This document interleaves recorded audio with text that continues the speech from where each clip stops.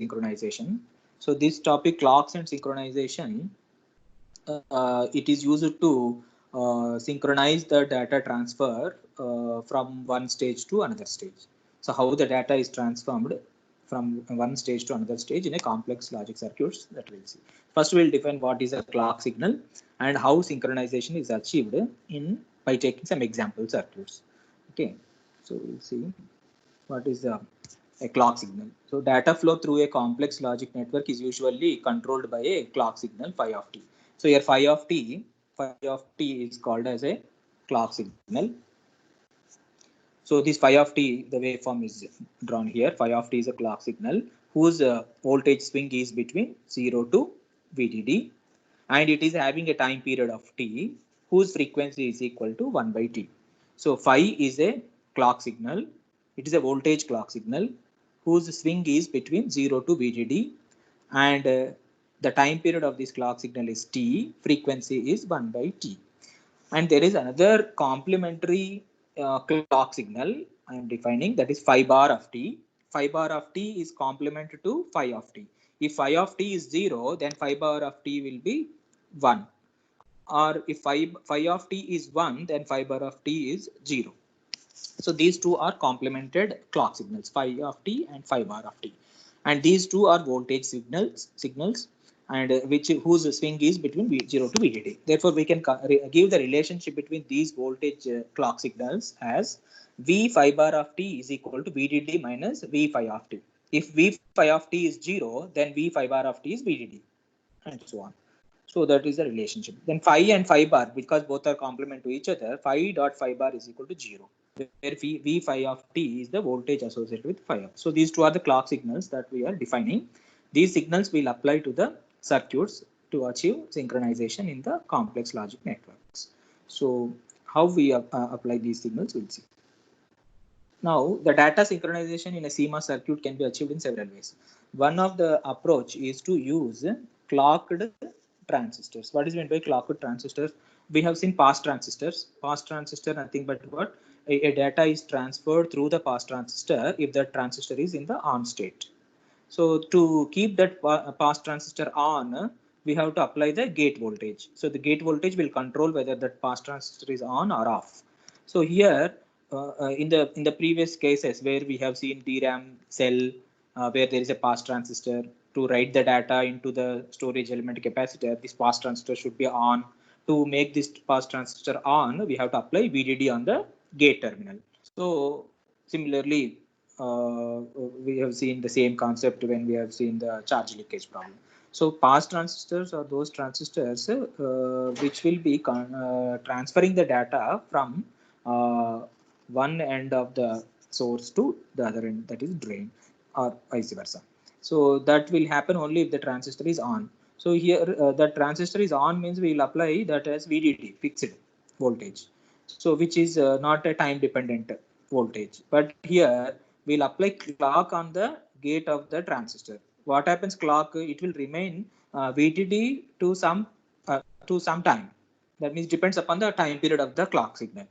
So clock is applied on the gate of the pass transistor. The transistor is controlled by the clock. That means it will remain on only for certain period of time. Then it will become off.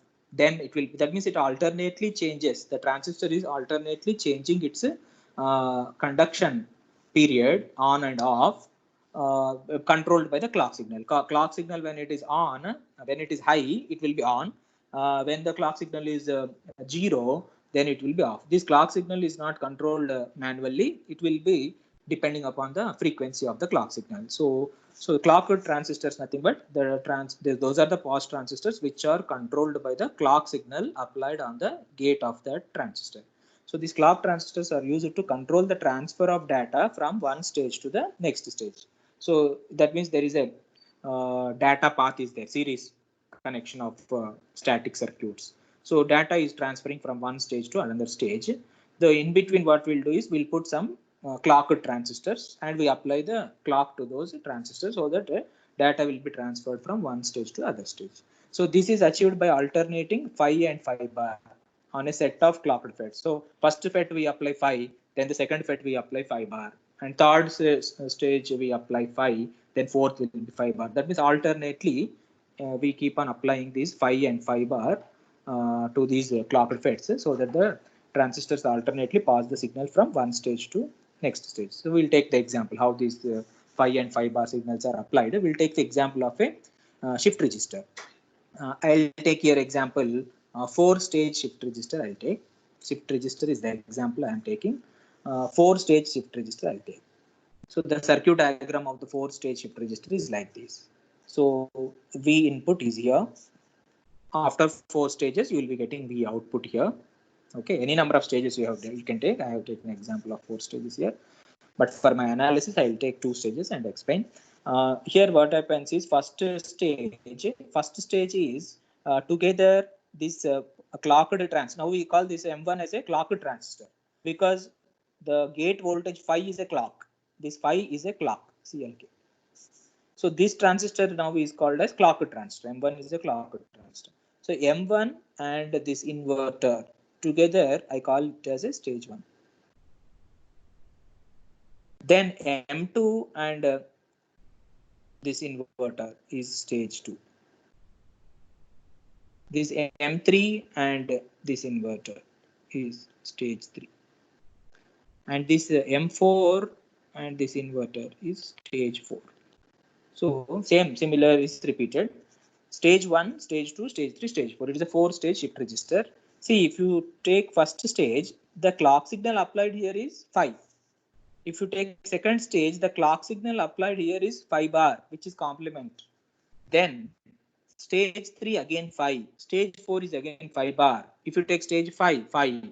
Stage 6, if you take 5 bar. That means this 5 and 5 bar, 5 bar. Alternately, the clock signals are applied to the pass transistors. These M1, M2, M3, M4 are now called as clocked transistors because I am applying clock to the gate of those transistors. That's why they are called clocked transistors. They are pass transistors only because I am applying a gate voltage as a clock signal. Therefore, they are called as clocked transistors.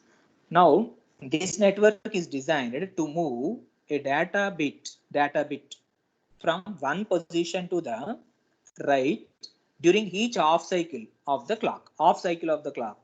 So clock will be having full cycle. Out of full cycle, half cycle it will be high. Another half cycle will be 0. Full cycle means what will take 360 degrees or 180 degrees. It will be high. The other 180 degrees it will be 0, and so on. So similarly, if clock is like that, high, low, then the 5 bar will be low, high. 5 will be again high, low. 5 bar will be low, high, and so on. So one half cycle, it will take one position to the right side, and next half cycle, one more position. Like that, the data, whatever I'm applying at the input Vn is transferred stage by stage and reaches to the output after 4 stages or 6 stages or whatever it may be. Number of stages depends upon number of stages and depending upon number of clock cycles also. So a data bit is admitted to the first stage. A data bit is admitted means applied to the first stage when phi is equal to 1. Phi is equal to 1. Here this should be high. Then only this M1 transistor is on. Then only this input, whatever you are giving, we can give this as VDD. That is logic 1.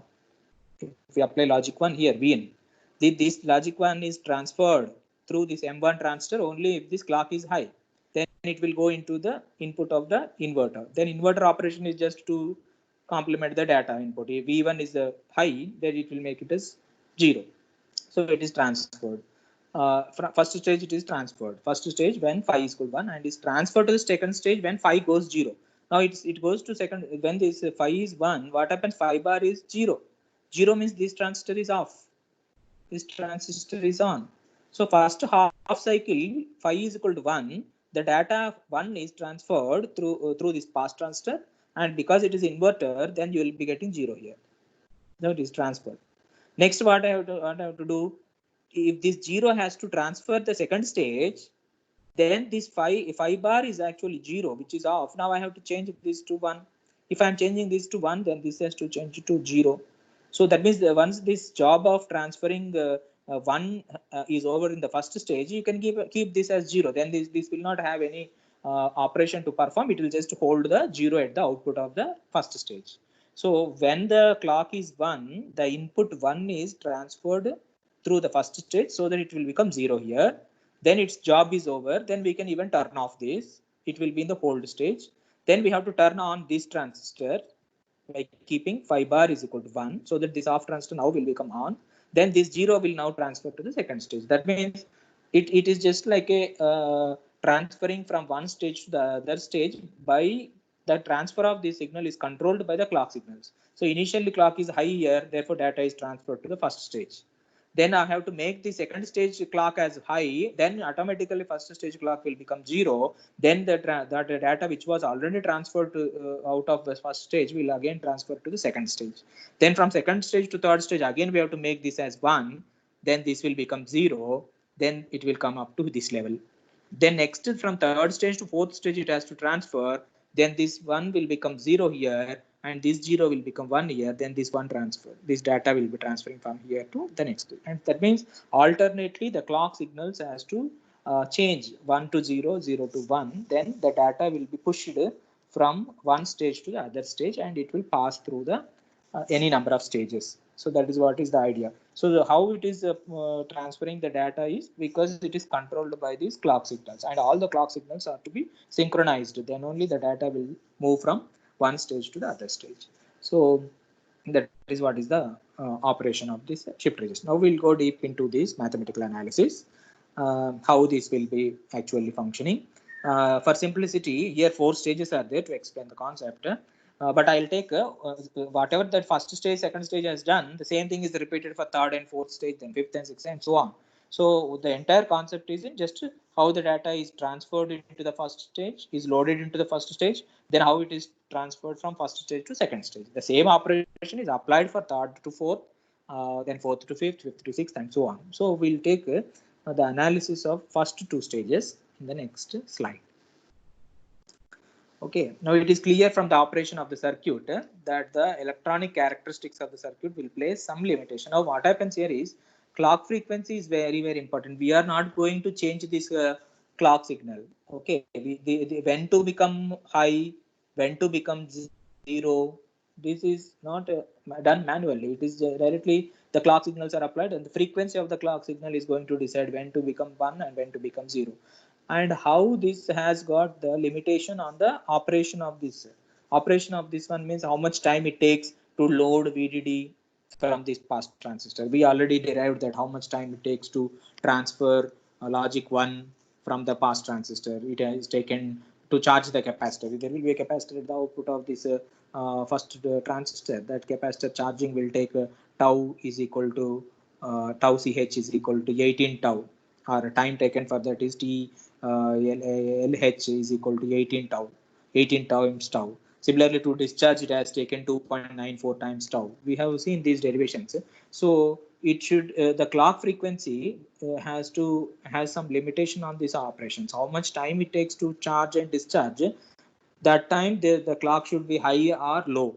So that means the clock frequency should have should have some relationship between the clock frequency and the charging and discharging time interval. That means we have to keep the logic 1 high or clock signal high or low for certain period of time. So there will be some constraint on how much should be the minimum frequency and maximum frequency that I have to apply to these clock signals so that the proper operation will be performed. So that we will derive it now. Okay, so the constraints are there. The constraints can be obtained by examining each block separately. So we'll see how these constraints are applied to the circuit and how what should be the clock frequency that we have to apply so that the circuit will perform its operation properly. Now we'll do that analysis. Now first let us first analyze the data input event shown in figure below. Same circuit, but I have taken only 2 stages. There the inverter symbol is shown. I have drawn the inverter with 2 transistors here, MP1 MN1, MP2 MN2. So this is first stage, then second stage. One pass transistor and inverter is first stage. Then next pass transistor M2 and inverter is second stage. 2 stages I have taken here. Now what is that we will do here is the input is VDD. Input I am applying is VDD. That means I am transferring logic 1.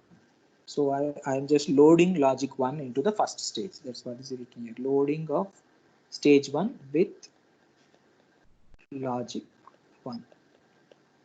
Logic 1 I am logic 1 nothing but VDD. That's why VDD Vin is applied with VDD. So Vin is equal to VDD. Okay. Now the clock signal is phi is equal to 1. Phi is equal to 1. 1 nothing but phi is equal to VDD. Here VDD logic 1. Then what happens? If you apply phi is equal to 1, then your M1 transistor turns on. M1 transistor is turned on. If this M1 transistor is turned on, then what happens to your V1? The V1 will become Vmax. It is charging. The capacitor charges. Vmax is nothing but VDD minus VTN. Okay. V1 value will be Vmax. Therefore, VDD minus VTN. So the capacitor C1 charges to its maximum value.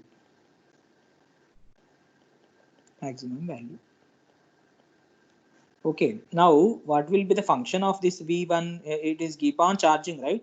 V1 is a function of time. So V1 of t, which we have already derived, V1 of t is equal to Vmax into t by 2 tau n by t by 2 tau n by 1 plus t by 2 tau n.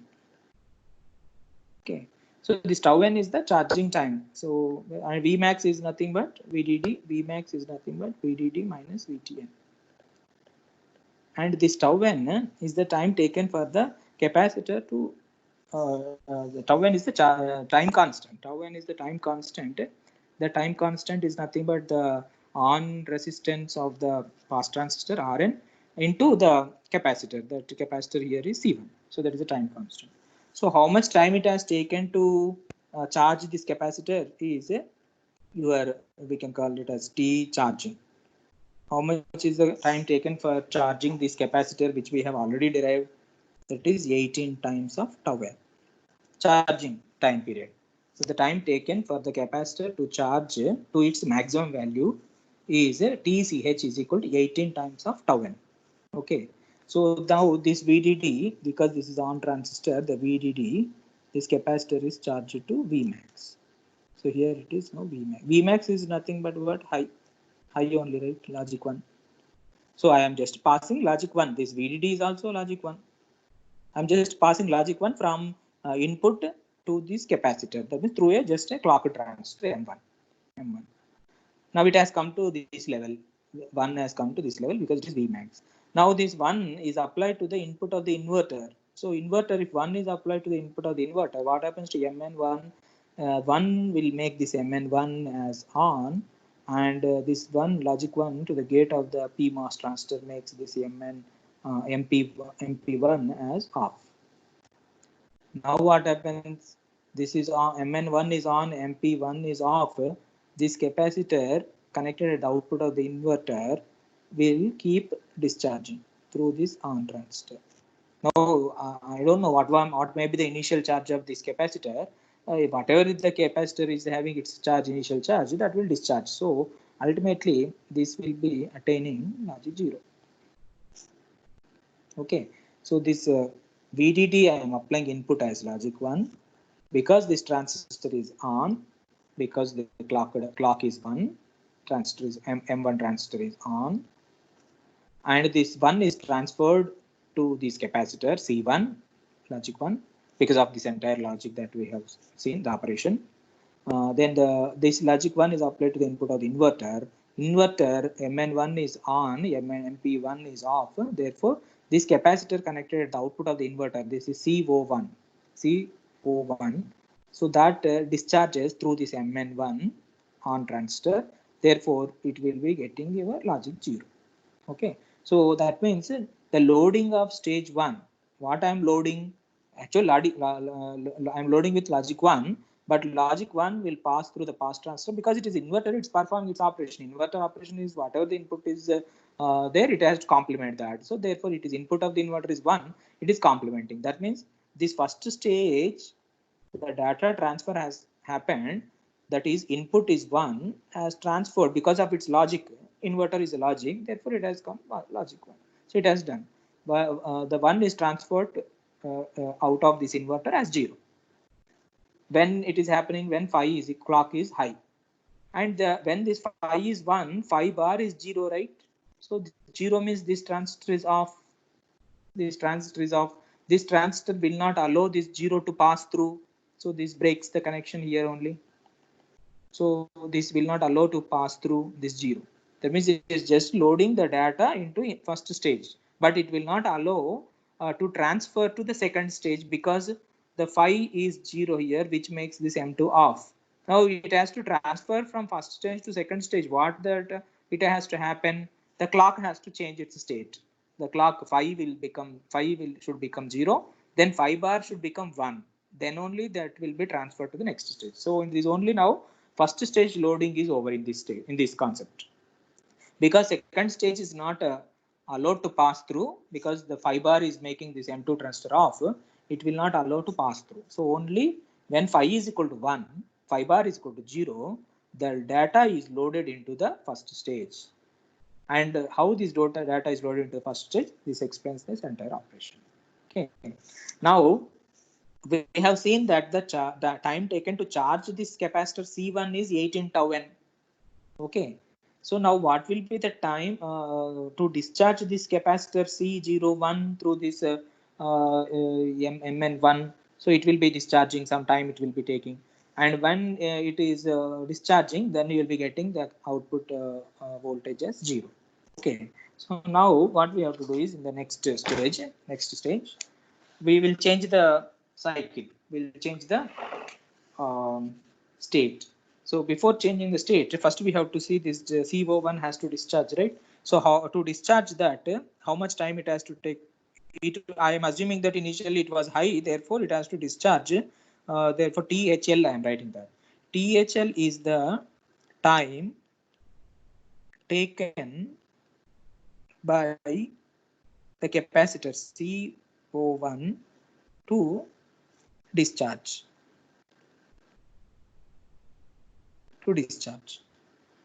So if THL is the time taken to discharge, the time taken to charge this capacitor C1 is TCH. The time taken for the capacitor CO1 to discharge is THL.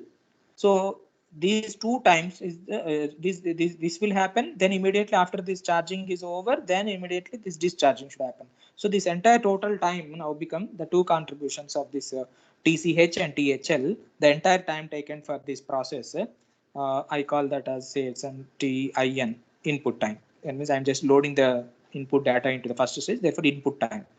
The time is total time. This TCH plus THL. TIN is called TCH plus THL. So when my clock is 1, this entire operation is happening. When clock is 1, Vin is called VDD is transferred through the pass transistor M1 and it is charged into the capacitor C1. The time taken for that is TCH. And the time taken to pass this C1 voltage, V1 voltage, which is stored in the capacitor C1, out of this inverter, that is VO1 here at the capacitor, then the time taken for that is nothing but the discharge of this capacitor, that is THL. So this time and this time, entire thing will make this output to be logic 0. So till that time, this should be high. So how much time that should be high, it is decided by this time. So clock phi is equal to 1 should remain, at least it should satisfy these two times. Then only it will perform this entire operation.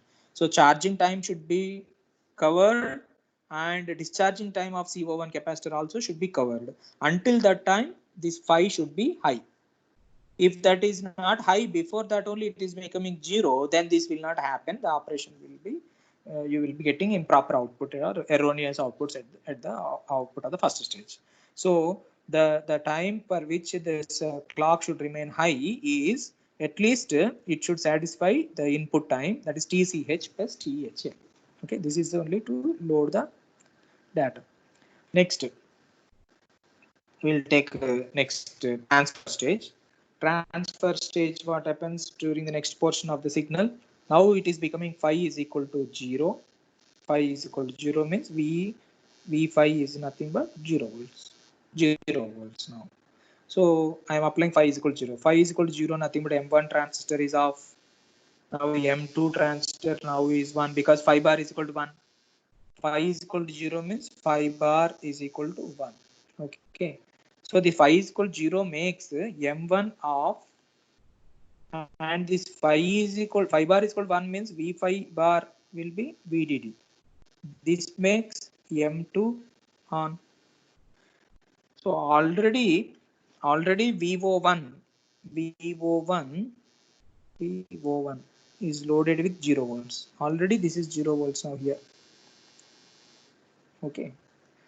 Now 0 volts, it has to transfer to this stage, but 0 volts is there, right? This 0, this will, because this transistor is on, the same 0 is transferred here also. That's why V2 is also 0. So if phi is equal to 0, VO1 is 0 volts. Because M2 transistor is on, then V2 is also 0 volts. V2 is also 0 volts. That means the capacitor is also 0 volts. But actually, this capacitor has to discharge. This capacitor has to discharge because of the charge leakage problem. Once the transistor is on, what happens? The capacitor has to discharge. M1 transistor is off here. This capacitor is actually charged to Vmax. Now this transistor is off. At this one, what happens? Charge leakage concept will come. Charge leakage, what it will do? This Vmax is there, right? VDD minus VTN. Because of the charge leakage, this capacitor voltage keeps decreasing. If this capacitor voltage decreasing, then this will become high. It is high actually, but it will become low. Once it becomes low, this will no more be low at the output of the inverter. It will transfer from low to high, which is a wrong output. That means how much time it will remain high without discharging, that we have already defined the hold time. Hold time. How much time it remains high without discharging because of the charge leakage, that we have already derived that as C1 by I leakage is into Vmax minus P1. V1 is nothing but the minimum value of the output high voltage. Minimum value of the output high voltage. Okay, high voltage. So if it is crossing this V1, then it will no more be high, it will become 0. Then this becomes 0 here at C1. Then this will become 1 here at the CO1. Then this also will become 1 here at the CO2. Therefore, wrong results you get. So it has transferred 0 onto CO1. Then that 0 has to transfer to the second stage as it is. So for that, the minimum time required to hold the data is TH is equal to this one. So if as long as the V1 is high, that means if the voltage is high, then the output voltage VO1 is held at logic 0, that is 0 volts. And if this VO1 is logic 0, then your VO2, that is nothing but RV2, is also 0 volts. So if this V1, if this capacitor C1 voltage changes, then CO1 voltage changes, C2 voltage also changes. So, but up to what time it will remain hold means this time. This time is very, very important, TH time. So if you assume the clock cycle is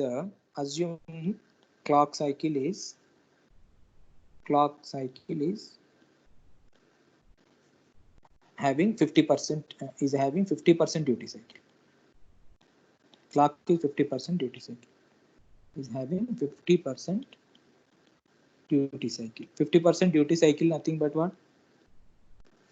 The waveform will be high low, high. That means the on time and off time will be same. This, if this is time period is t, then this will be t by 2. So if this is 5, this is t. So the duty cycle is 50%. Then, so how much time is required? Minimum time. This is 50%, right? Up to t by 2. So the minimum time, minimum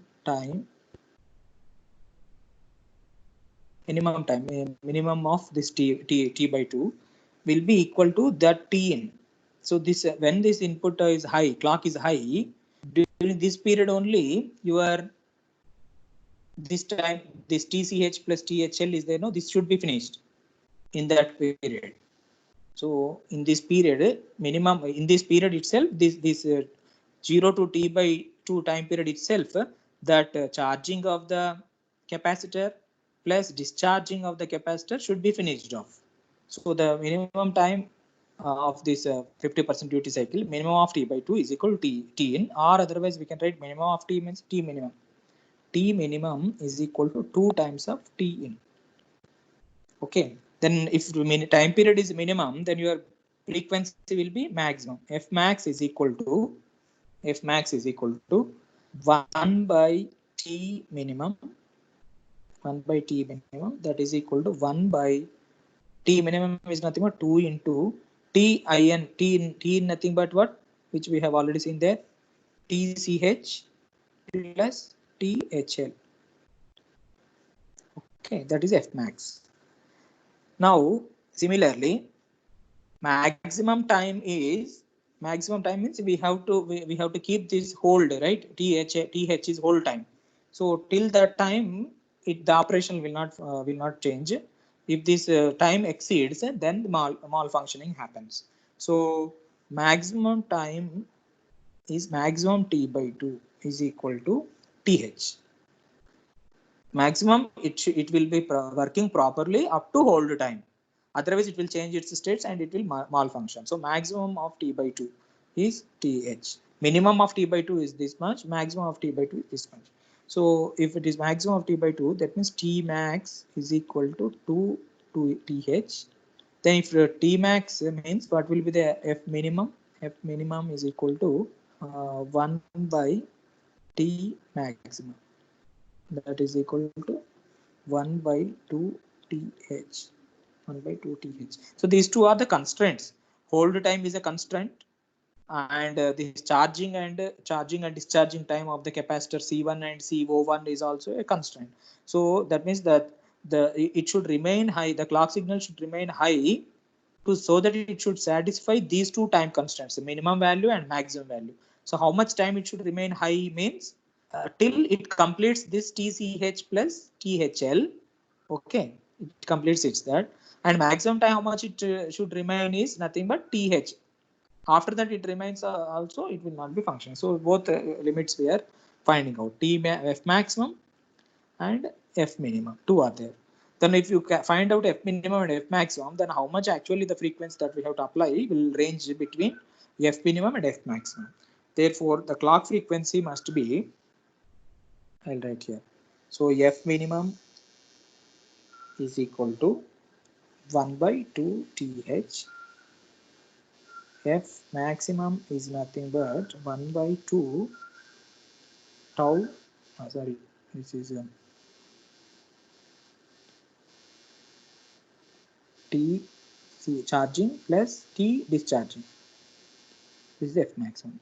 So the clock frequency, whatever we are applying, must be chosen in the range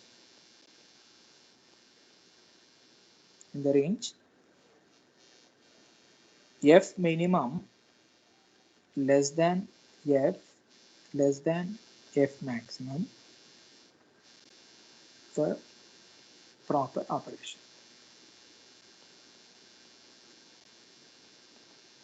That means your frequency should be in this range for proper operation. If it is not between these ranges, then you will not be getting the proper output. So how we will be applying the clock signal 50% is shown here. So 50% duty cycle, if you apply, if you are applying the clock signal of 50% duty cycle, then we have derived this, assuming that 50% duty cycle. So phi of t is up to 0 to t by 2 is 0, then t by 2 to t is 1, or vice versa. Okay, depending upon what phi bar also. Phi bar will be high for the first time, then 0 for the second half cycle, and so on. So 50% duty cycle, if you apply, this should be the conditions that should be satisfied. Okay, so these time constraints TCH and THL are related to the first case, loading of the stage 1.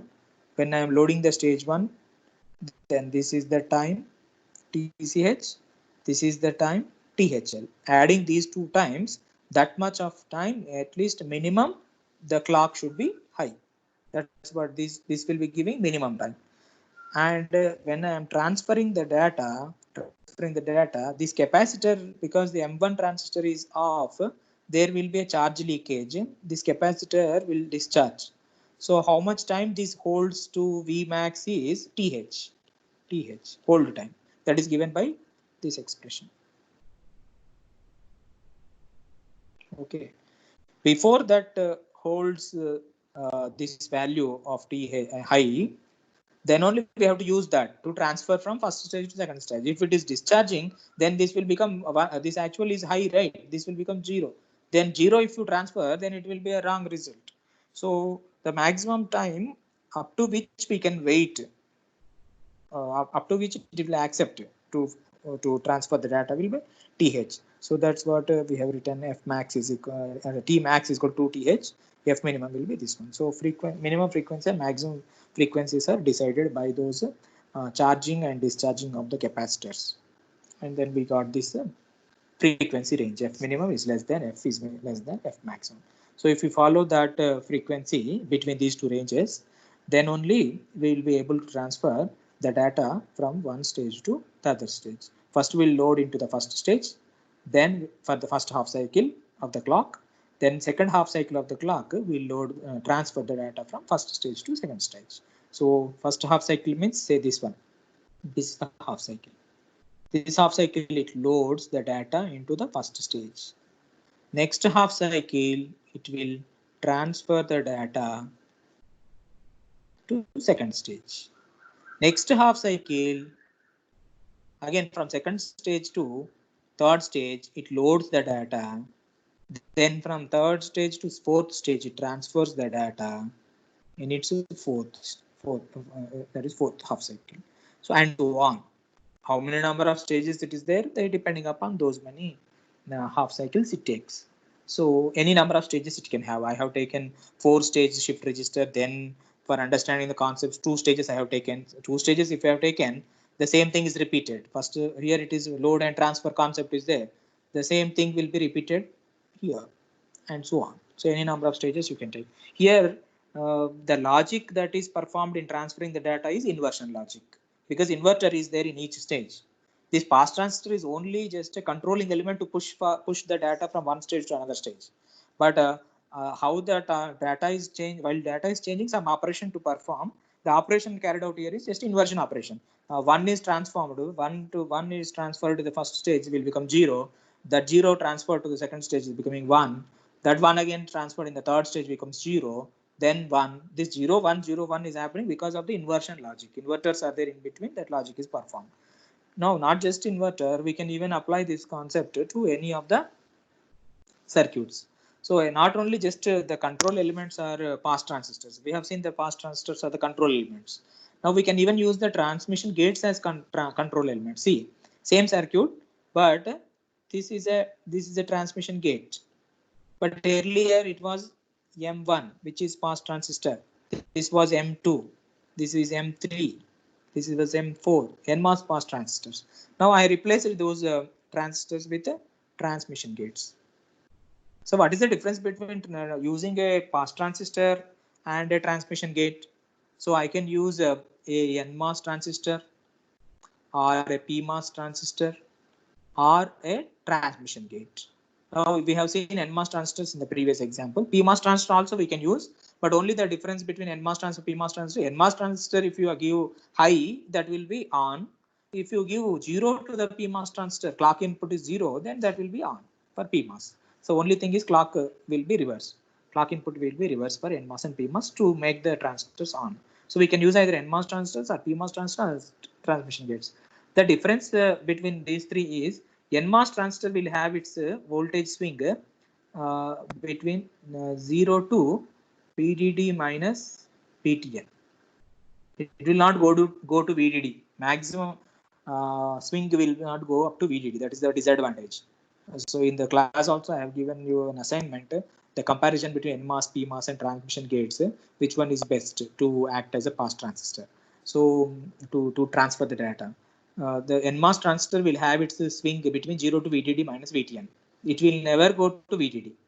Whereas PMOS transistor is between VTP to VDD. That means its low level starts from VTP onwards. It will not start from 0. Whereas the high level of the NMOS transistor will not go to VDD, it will stop just VDD minus VTN. That means this is not full swing. Whereas if you go for transmission gates, it will have full swing, 0 to VDD. There is no loss in the low level. There is no loss in the high level. It will take full swing from 0 to VDD. Whereas in NMOS, 0 to VDD minus VTN, PMOS is VTP to VDD, but transmission gate will be taking full swing of 0 to VDD. That is one of the greatest advantage of using the transmission gates. Here I can use transmission gate or NMOS or PMOS, but out of this NMOS and PMOS, transmission gate has got advantage because passing the entire range of voltages 0 to VDD. Suppose if I give 0 here, I will get VDD here. Or if I give VDD here, I will get 0 here. Whereas the same thing is not possible if I use NMOS. If I am using NMOS, 0 if you give, VDD 0 if you give, okay, you will get 0. But VDD if you give, sorry, this is just passing, right? VDD means VDD you will get, 0 means 0 you will get full voltage. 0 means 0 you will get, VDD means you will get VDD minus VTN. Okay, so that is the thing. If you give 0 for PMOS, then you will get VTP. VDD means you will get VDD full. But for transmission gate, VDD is VDD, 0 is 0. There is no loss in the transistor on transmission gate. So, but there are disadvantages also. Expense of additional wiring. Additional wiring is required because it has got 5 bar and 5 control signals are 2 are there. If you use NMOS or PMOS, only one control signal, either 5 or 5 bar. But here 2 control signals are required. So the wiring will become more. And here 2 transistors we have to connect in parallel. The layout will become complex due to the use of complementary FETs and control signals. So 2 control signals are there, 2 transistors are there. The layout complexity will increase, wiring complexity will increase. So if you want if you want to be used as a full range of voltages at the expense of these disadvantages, you can use it. No, this layout and wiring we cannot compromise on these two, but let it be. If it is VDD or VDD minus VTN, let it be like that. Then we can go with NMOS transistors. If the voltage is not an important constraint, then go with NMOS transistor. Voltage is is important constraint. Then at the expense of this layout and wiring complexities, you have to go with the transmission gates. So these are all the alternatives. We can use transmission gates or NMOS transistors or PMOS transistors, but NMOS transistors will have only a voltage swing 0 to VDD minus VTN. PMOS transistors will have a voltage swing from VTP to VDD, and transmission gate will have full swing 0 to VDD. 0 means 0 you will get, VDD means VDD you will get. There will not be any loss. So that is what is the advantage. Okay, but remaining limitations on the clock will be same. You use either NMOS or PMOS or transmission gate. In all the cases, the condition that it should satisfy is F minimum is less than F is less than F maximum. The F minimum and F maximum, how you got, that is TCH, THL, TH, it depends upon those things, right? So that are applicable for NFET transistors we have derived. Then those numerical formulae will change it for transmission gates and PMOS transistors. But that limitation on the clock frequency is existing for all the 3 types of gates, that is transmission gates, NMOS or PMOS. Okay, control elements, we call these as control elements. These all are controlling the transfer of data from one stage to other stage. Even the control signal, which is clock, is also applied to these control elements. So these control elements are transferring the data from one stage to other stage. Okay, so the shift register is used. Shift register is just nothing but you can even use in place of inverter, you can use a buffer also. Buffer, what it will do, it will just transfer logic 1 from one stage to another stage and so on. First stage logic 1 transfer to second stage logic second stage, the same second stage transfer to same one is transferred to, but here because inverter I am using, it is inverting and transferring. 0 becomes 1, 1 becomes 0, 0 becomes 1, 1 becomes 0, and so on. So the logic may be anything in between. So we can extend the same thing for a full adder. In place of inverter, I can use a full adder. Okay, so the data transfer scheme used in shift registers can be extended to more complex circuits. So there the logic is simply inverter. Now I can use a full adder. Full adder will have three inputs, AN, BN, CN. For each of them, these inputs are controlled by the clock signal 5. So for controlled by the clock signal 5 means we have to use the clocked elements, that control elements. Control elements all are NMOS transistors. Here also the outputs are also controlled by NMOS transistors, and these NMOS transistors are again given by a clock signal. So the input side is controlled by the phi, output side is controlled by the complement of that one. Okay, so that is nothing but what data is applied here. So it is transferred to the output after full cycle. Half cycle is phi, another half cycle is phi bar. So once complete full cycle is over, then at the end of the full cycle, you will be getting the outputs. Here we will be applying the AN, BN, CNs. After the one cycle is over, then you will get SN, CN. Okay, so it will transfer the data from one stage to other stage. And similarly, same replaced by these are NMOS transistors are there, no, replaced by transmission gates. All these three transmission gates are used for AN, BN, CN. Similarly, for SN and CN plus 1, I have used another transmission. Same, simple, both are same, but the control elements are here NMOS, here the control elements are transmission gates. Okay, so that is the, for this is for full adder. And we can use any number of stages like that, any number of inputs it can have, any number of inputs it can have. Some static logic is there. Static logic can be an inverter or a buffer or a full adder or whatever it may be, any logic that you want to transfer the data from one stage to another stage. So this is the generalized diagram. This is, so we can even have some pipeline register. So before this static logic, I will be using a register. Register nothing but a latch. This is a latch. The latch is controlled by the again clock signal. So this is a pass transistors. Pass transistor. After that, you are having a register. Register nothing but latch. So and after that static logic. Then you will be getting outputs. So such pipeline registers can be any number again. So we can have, so we can extend these to again one more stage by connecting it to this. This is phi, right? Now this will become phi bar. So to the second stage. Then again latch, you can put latch. Again we will be having a static logic. Here it will be a register. Then you will get output. This is stage 1. This is stage 2. That will go to stage 3 and so on. So these all we call it as a pipelined data path. Pipelined data path.